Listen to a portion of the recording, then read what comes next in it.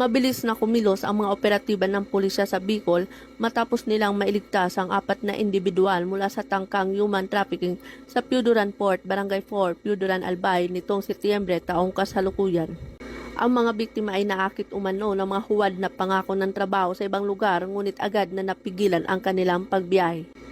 Ayon kay Police Colonel Noel Donato Nunez, Provincial Director ng Albay Police Provincial Office, nang magsumbong ang isang kaanak ng isa sa mga biktima, agad na ikinasa ng mga tauhan ng Albay Police Provincial Office at Masbate Police Provincial Office ang operasyon. Sa kanilang maagap na pagresponde, natuntun ang mga biktima at nailigtas bago sila tuluyang madala ng mga recruiter na sangkot sa iligal na aktibidad.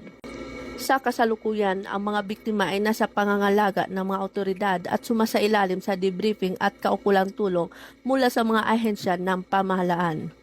Patuloy namang tinutugis ng PNP ang mga nasa likod ng human trafficking syndicate upang masiguro ang hustisya at maprotektahan ang mas maraming kababayan laban sa ganitong modus. Pinuri naman ni Police Brigadier General Nestor C. Babagay Jr., Regional Director ng Police Regional Office 5, ang mabilis na koordinasyon ng lahat na sangkot na ahensya at inulit ang matibay na panindigan ng PNP laban sa human trafficking.